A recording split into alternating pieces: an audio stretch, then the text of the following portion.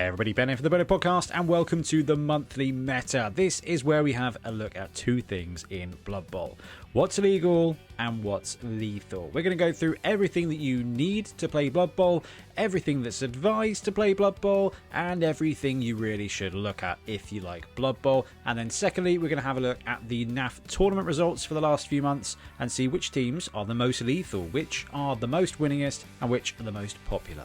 So first things first, what's legal in Blood Bowl? And we're going to talk through things that are available and things that you need to play the game. So as of now, June 2023, we didn't do a video last month because I was waiting for the FAQ to drop, and I didn't do a video in April because of various mouth surgeries that meant I couldn't really talk. So yes, we've been waiting for the May FAQ to drop, so now we can kind of put it together. So things for Blood Bowl that are legal: you are going to need the core rulebook, you are going to need the FAQs, and everything else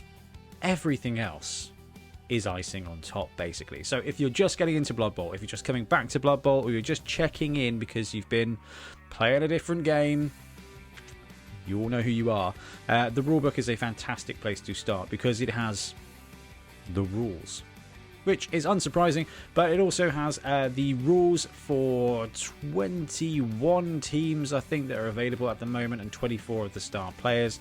So if you are planning on playing Blood Bowl, you'll need the rulebook, but the rules from all of the teams are in there. Or if you buy a team from Games Workshop, the rules for that team will be in the box. So if you've got the rulebook and you go out and buy a Norse team or an Amazon team, you will have everything that you need to play those teams, regardless as to whether they're in the rulebook or not. So fantastic place to start there. And the same with star players. If you pick up a star player from a Forge World, you're going to have a little bit of paper in it. It's going to have its rules on, or most of the star players are available to download as PDFs from the Games Workshop website. So if you're just getting into Blood Bowl, buy any team that you like, because you'll get the rules with it as long as you've got the rulebook or an official Games Workshop box.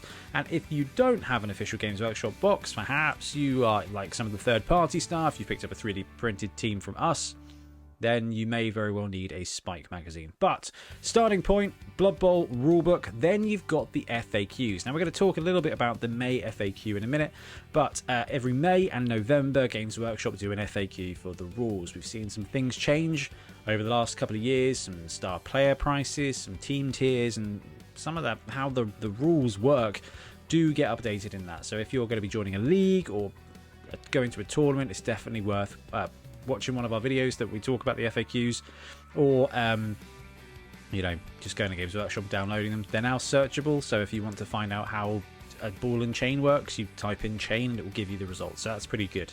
So core rules, the rulebook, and the FAQ. Then you've got two almanacs. The first almanac and the second almanac are the first almanac combines all of the Spike magazines that dropped that year. The second almanac kind of does the same, but the second almanac has some extra star players in there. But if you pick up the models for those star players, the rules come with them. And the first almanac has, I think, maybe a White Dwarf article available as well. But they're good to have if you like Blood Bowl, but you absolutely do not need them. And there, yeah, the team and star rules are in the box. So if you buy an official team from Games Workshop or an official star player from Forge World, you're going to have the rules ready to go for those pieces. But if you want a little bit more Blood Bowl, then there are more teams available. So like I said, 21 teams I think come in the actual rulebook. Then you have a couple of different places to find teams. When a new Games Workshop team release happens, like when Norse or Amazons or Korn drops, you will get a Spike magazine as well. A Spike magazine is about a 30-page, I never have one here, 30-page book. They're about 10 quid. You get the rules for the team, you get the star players that are released with the team, you get some special rules, some fun rules, and a whole bunch of fluff and articles. It's a really great accessory for your team, but because they've now put the rules in the box, you actually don't need them. But they are definitely worth picking up. And I guess the thing to point out is if you have got a Norse team, or you've just picked up the Ugly Amazon team from us, and you want the rules for the Amazon, the background for the Amazons, then picking up the Amazon Spike is a really good thing for you to do. So Of the rulebook, the Necromantic Nobility and Black Orc, so Spike 11 and 12, were both in the rulebook. Spike 11 is pretty awesome regardless. Then Khorne was released, which is a chaotic, murdery team. Rules for those weren't in the rulebook, so the Spike magazine has those rules. Norse dropped in 14, again exactly the same, and Amazons were the most recent release, although they were spoiled 11 months ago. So actually we are pending a new team. Right, you can also download the Teams of Legend PDF. Now this is available on the Games Workshop website. It should be in the link below because it's not been updated for a little while. Vampires, Tomb Kings, Chaos Dwarves and High Elves are 4 of the teams that are pending. That is it.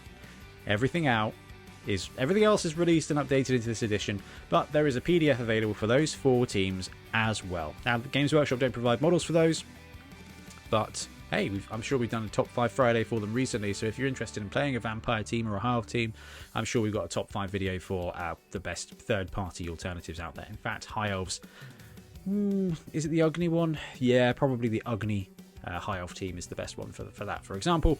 Now, there's one other thing. There is a team called Slann.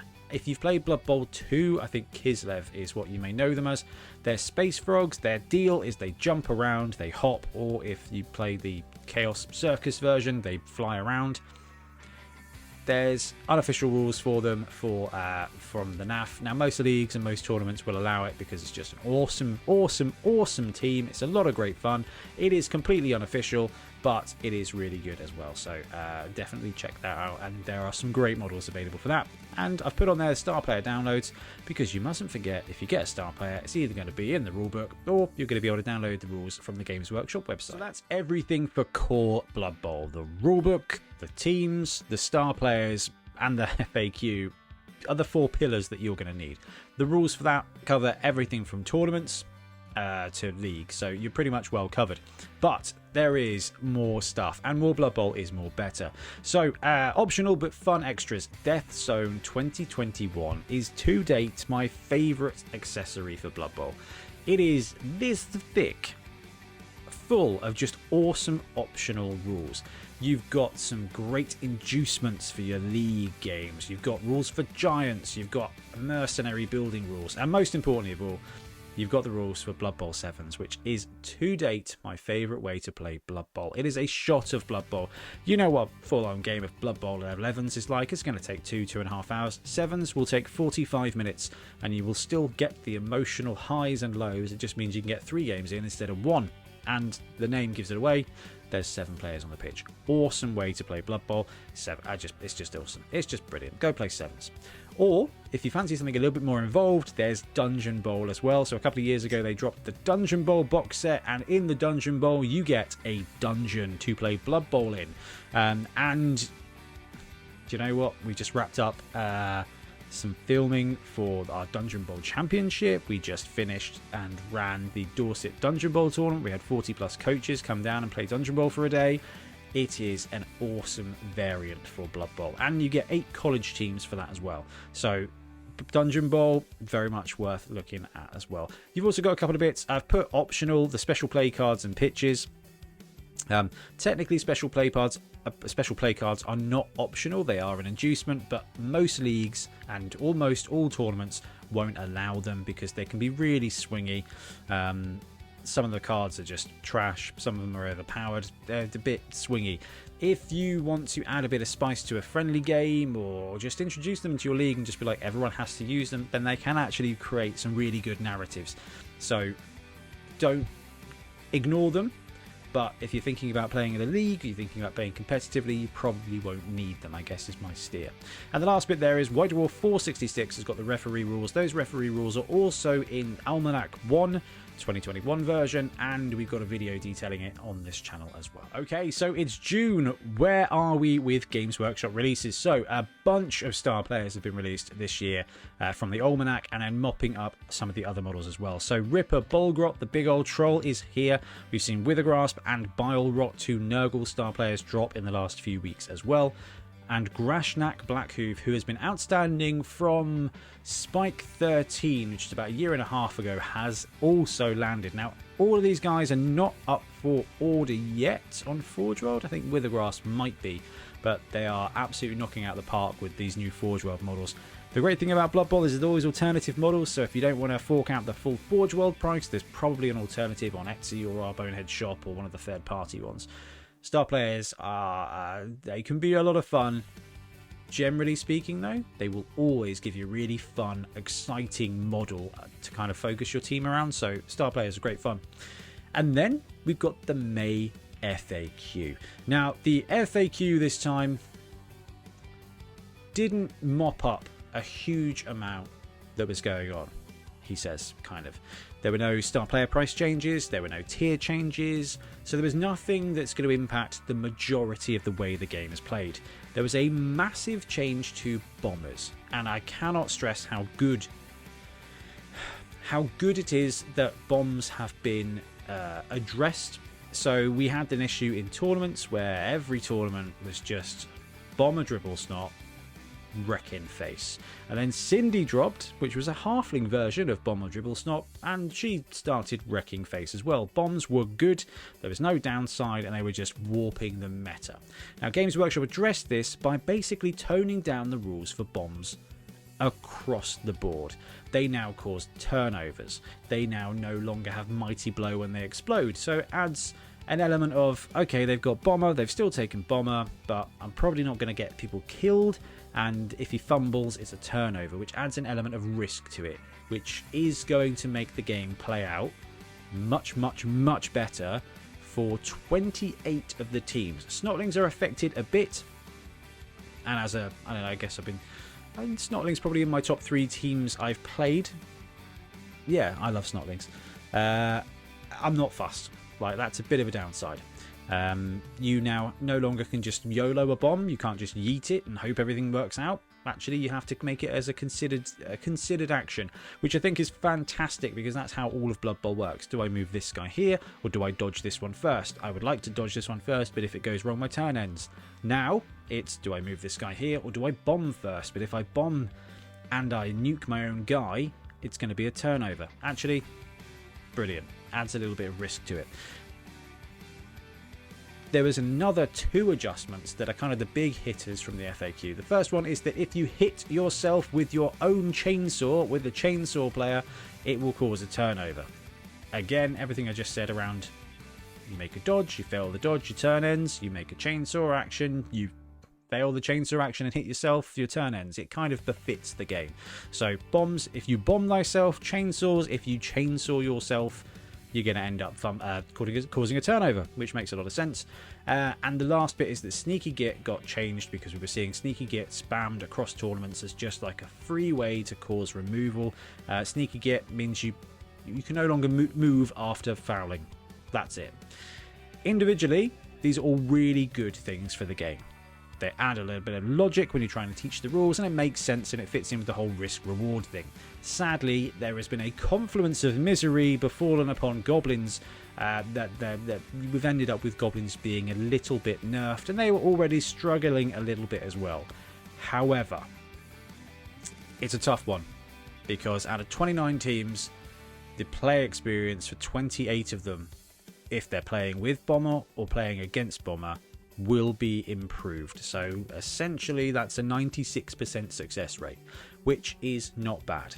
Goblins, we're just going to have to find another way.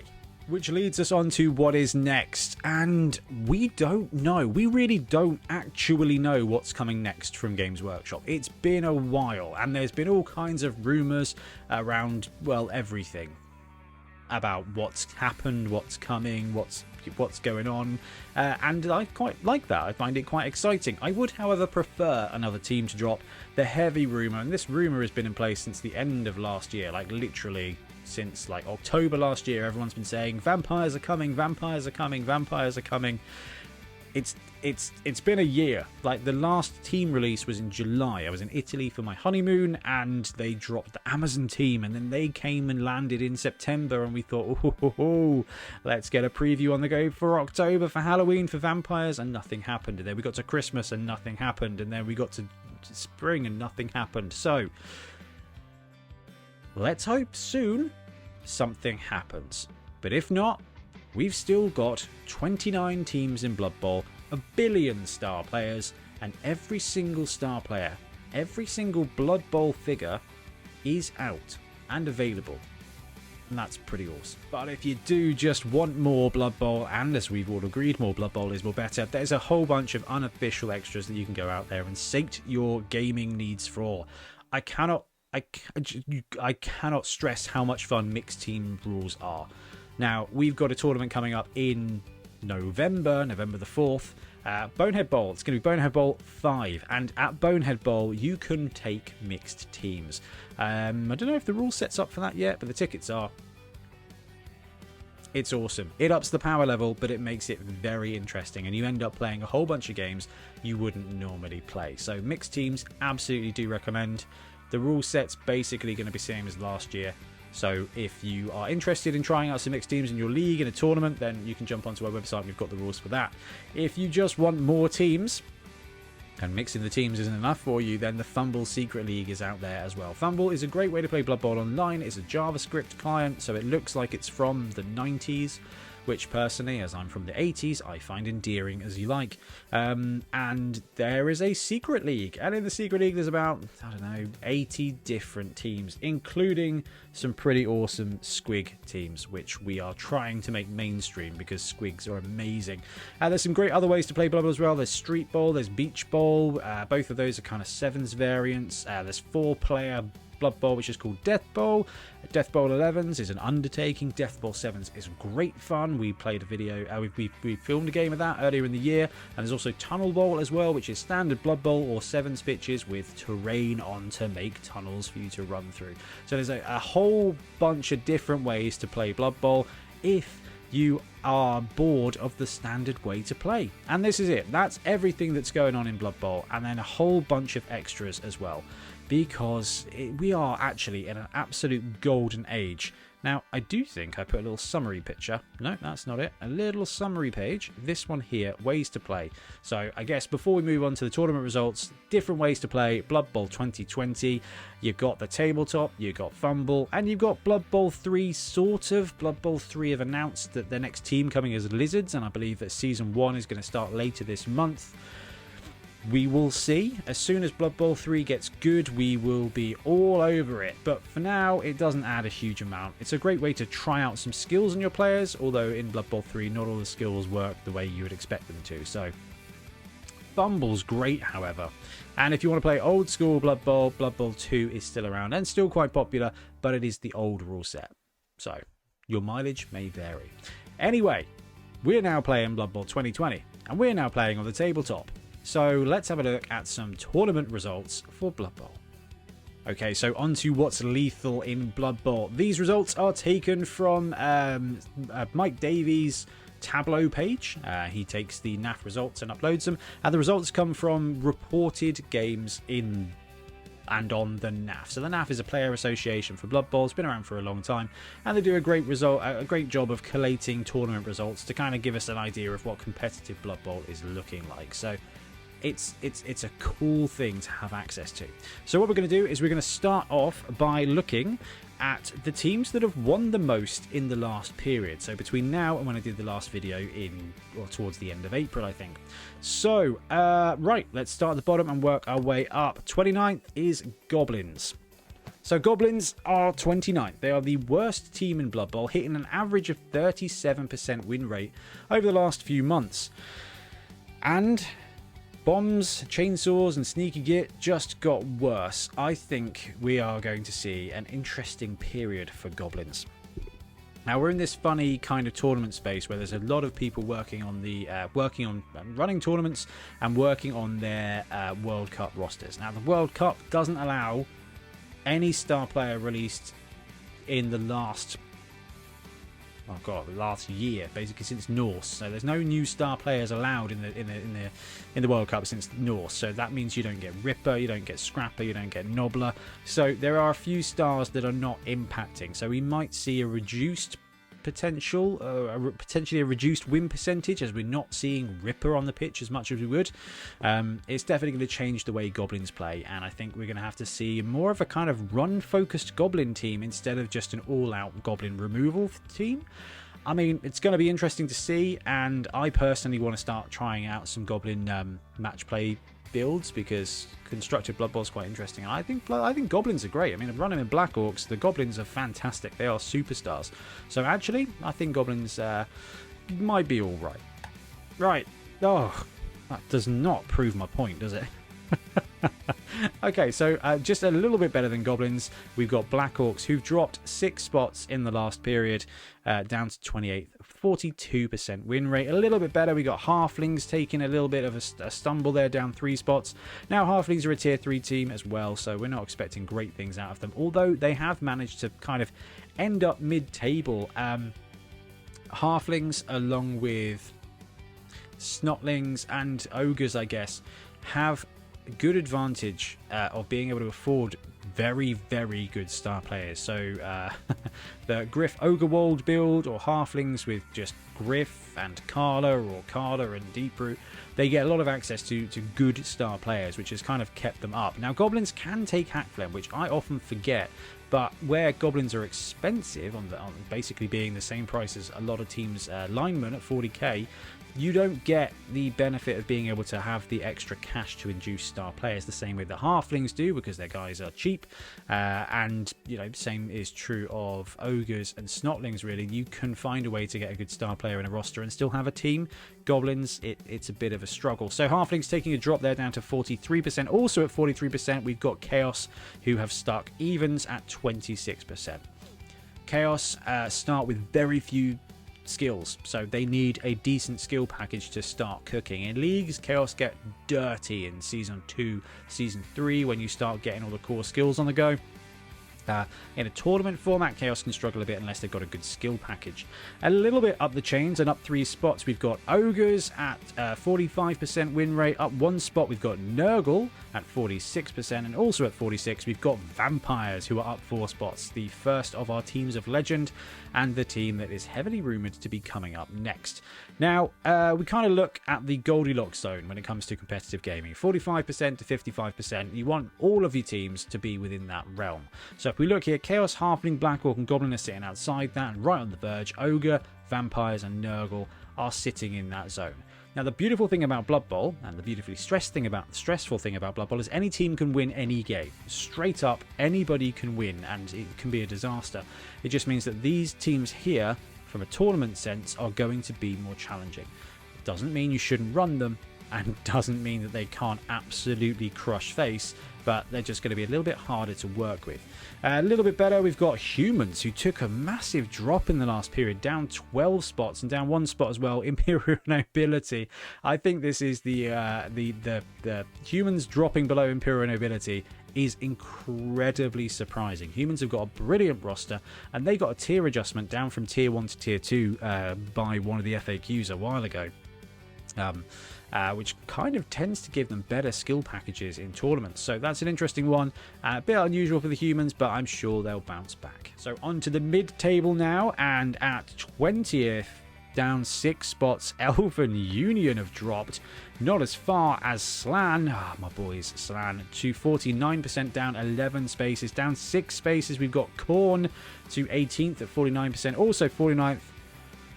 This is massive. So High Elves have been racking up wins after wins after wins, and they've been in the top 5 for almost this entire edition of Blood Bowl. I mean, them dropping to a 49% win rate over the last couple of months is great to see, and it might just be that some more people are kind of twigging on. Although, if you look at the amount of games played, it's not massive. So actually, maybe people are just figuring out how to play against High Elves. The last of the 49 club is the Chaos Dwarves. Chaos Dwarves are a solid roster. Again, you've got Chaos Dwarves and High Elves here, both teams of legend. Both are due an update at some point, so it'll be interesting to see. But actually, having them being slap bang in the middle of the table this period is quite surprising, because they're both kind of frequently well up the roster. My boys Slann, the unofficial NAF team, dropping spots hurts me a little bit, but can't complain. Right, middle of the row, 15th at 50%. We've got Lizards, no movement there. Up 9 spots, we've got Snotlings. At 14, that puts them in the top half of teams. I expect we'll see a little bit of a decline with that as the bomber efficiency drops a little bit. I don't think it's going to be massive to the Snotling game plan. They'll still be able to take Hackflem, but in this kind of Hackflem had a bit of an increased cost, and everyone hates star players from a tournament point of view. That's awesome to see Snotlings just kind of over-regging it there. Also at 50% win rate, we've got Chaos Renegades. I love Renegades. We did top 5 for them last week. I'm building a team for the Bonehead Championship coming up later this year, and I just love them. I just love them. They're such a fun and unique team. So to see them hitting up into the top 13 is awesome. Up 9 spots, we've got Dwarves. So Dwarves, that's basically a bit of a recovery. Dwarves, again, along with your kind of Chaos Dwarf, have been floating around the top half. Dwarves were sitting within the top 10 for quite a while. So it's a weird one. They dropped out. Couldn't really explain why. They're back. Makes a lot of sense. Down 8 spots, OWA. Now, OWA have been spiking out for the last couple of months. They've just been doing a fantastic job of winning way more than they have any right to do. Them and Renegades are two of the most interesting teams. They've got a lot to work against, and they've both been overachieving, to be fair. So them coming back into the middle of the pack is not massively surprising. And on to the top 10. With 1,000 games played in the last couple of months, it's Skaven at a 51% win rate. Coming in 10th spot, up 1 tick into the top 10. Rat Boys for the win. Down 4 spots, we've got Tomb Kings still at 51%, and also 51% up 9 spots, we've got Necro. So hitting just above average win rate there for those teams. Necro are a fantastic team. Again, they suffer in the same way that Chaos does, where they don't have a huge amount of starting skills. A couple of ghouls have got dodge kind of integrally inside them. The fact they're tier 2, but they do have decent agility and decent speed. They can kind of middle ground their way to success. Tomb Kings have also been overperforming this entire format. They were sitting in the top 5 for such a long time, and again, being in that tier 2 sweet spot of just consistent in a format that kind of rewards bash a little bit. Tomb Kings can outbash the bash teams, so that works out quite nicely. Right, we've got number 7, Undead. Everything we just said about Necro is basically the same of Undead, although they are a little better, a little faster, and a little more winning. 52% club continues with Amazons down 4 spots. So, I think we talked about this when we did the last video. We talked about when we get this kind of release hangover, where a new team will come, you'll see a spike in games as people play the last version of that team. So we kind of saw this with Norse, we kind of saw this with Amazon. Then the win rate spikes a little, then the win rate plummets, and then the win rate kind of balances out a bit. I think we're seeing that now with Amazons.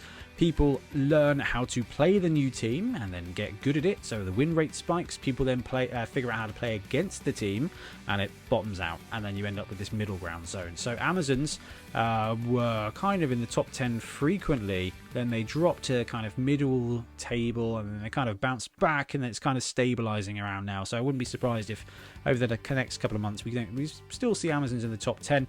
There is one sneaky Amazon roster build that I absolutely love that I'm afraid is not allowed in the World Cup, so we won't see the benefit of this, but Amazons with Drool and Dribble. So if you're playing in a standard Blood Bowl tournament, Amazons with Drool and Dribble, chef's kiss. Really good roster. I love this. Orcs, just absolutely stonking. 53% win rate, up 8 spots into the top 5 with 1,100 games played, which is fantastic. I have nothing more to say about that. That is just awesome. Tier 2 for Orcs is really good. So Orcs is a really consistent, powerful roster. They got tiered down, the same as humans. And that just means that they can sneak a couple of extra skills. The good thing about Orcs is that they will not just absolutely ruffle stomp you. They won't just roll over you. You will have a game against Orcs. They might win, but you will have a game. They're not going to just kind of one-shot you. It's not going to be do touchdown. It's going to be do block touchdown, which actually fits this version of Blood Bowl right now. Up 15 spots to 4th place is Norse with a 54% win rate. That is a massive jump for Norse, and it's really interesting because we've seen Amazons and Norse both spike up and then spike down. So I don't. Yeah, it's an interesting one. Now, Norse are looking really good in this format of Blood Bowl. They don't need a huge amount in the way of star players, but they've got good access to star players. The core roster is really solid, and even at tier 1, where in a tournament for tier 1 you would get less skills than you would for tier 2. They don't need a huge amount of skills, which has always made them a really potent tournament team, and this continues. Up 3 spots, we've got Wood Elves. Now, Wood Elves were outside of the top 10 for a long time. They are bouncing back now and climbing even further, which is, I mean, I'm a bit of an Edge player. You guys may not know this. Skaven. So seeing Wood Elves bounce back is actually quite impressive. They are a turbo team. If you can catch them, you can kill. They die, like they die hard, and they've got no bash. But actually, there's some good turbo rosters there with a lot of rerolls and some well-placed skills on those war dancers. Those pesky war dancers will get you the win. Now, this is very cool too. A 55% win rate. We've got Dark Elves climbing 5 spots. Dark Elves are looking really solid for the World Cup. Wood Elves, Norse, in fact, all of these top 10 teams have got really good rosters for the World Cup. Again, a team that doesn't need a lot of skills to make it very powerful.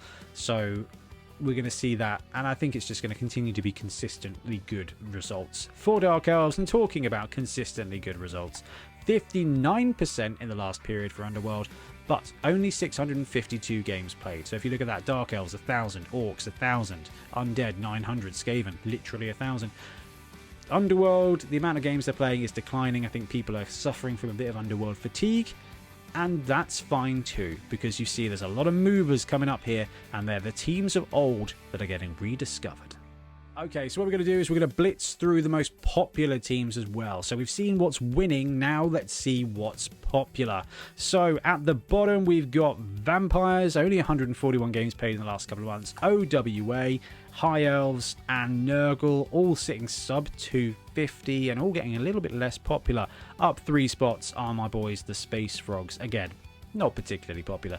Chaos have dropped a few spaces, Elven Union have climbed a few spaces, Imperial Nobility have bopped up a space, and Ogres are sitting right there. So the bottom, they're all sub 50% win rate. The only interesting one is there is OWA getting a little less popular. OWA are a challenging team to play. They're a challenging-ish team to put together.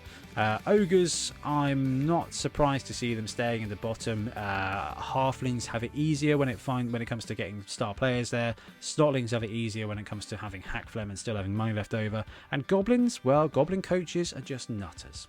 And middle table at 20th, Wood Elves have dropped a little, Tomb Kings have dropped a little, Chaos Renegades have dropped a little bit, we've got Snotlings climbing, Goblins climbing, which is interesting. I wonder if we'll see that continue.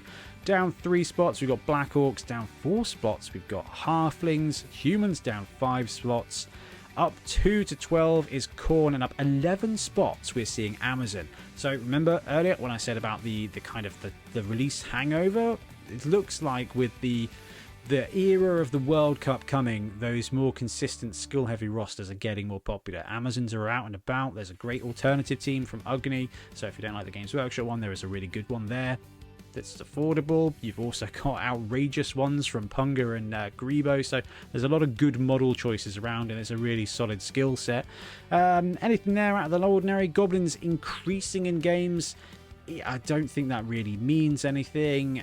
Humans, halflings dropping in games. It's not a huge amount, but you can kind of see if you think about what we saw in a second ago with some of these rosters having 1,000+ games in the last couple of months, you can kind of gauge how niche some of these teams are. Renegades, Tomb Kings, Goblins, you kind of end up frequently either going, I'm going to take that team for a spin at this tournament because I like the rule set, or it's your jam. I'm a Goblin coach, or Renegades, and I'm grinding out with my Tomb Kings because I'm good at them. And you kind of these rosters, you don't flex into them very often, I guess is what I'm trying to say. Anyway, that's the mid-table. Let's move to the top 10.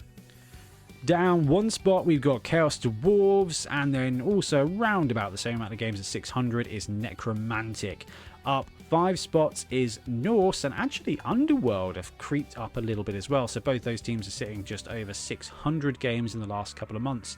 So Underworld getting a little bit more popular and Norse getting a lot more popular. It makes a lot of sense, as both those rosters are, again, really good for the World Cup. So as some people try and get their training games in, you're going to see that.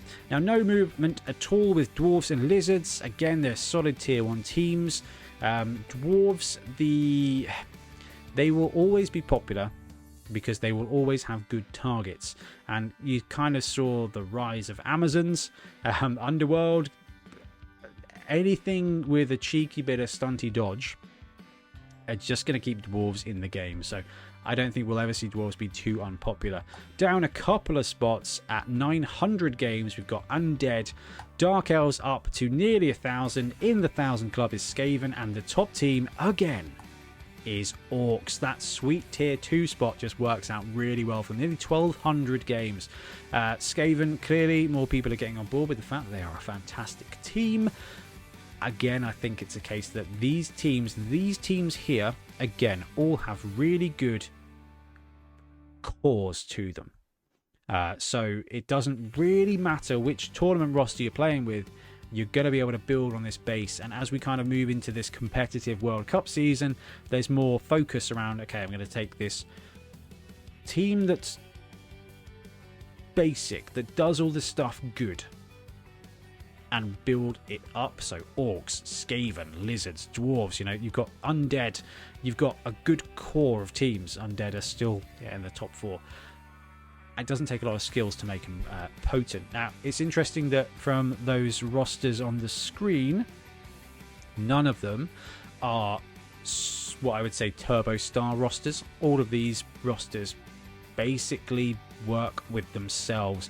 Underworld, potentially, you hack Flem was kind of a thing, then it kind of moved to Bomber. So of all these rosters, Underworld is probably the one that has got the most build around from a star player point of view, but every other one doesn't, and I think that's really important as we move into this period where a lot of rule sets are either banning stars, penalizing stars, or like the World Cup, just kind of it costs you extra skills to take. So you kind of, in that environment, the teams that can do just fine by themselves, which I would say are these ones, kind of flourish into their own. Okay, so that is the monthly meta. We've covered everything legal in Blood Bowl, which means you don't have to have a lot to get started, so you've got no excuse, although I do recommend playing 7s. And from a lethal point of view, at the moment, with tournament formats kind of moving away from star player incentives, you're looking at those teams that have got more to start with are tending to be more popular, and they are actually doing better as well. I think this is the biggest difference between Blood Bowl 2020 and the 2016 version.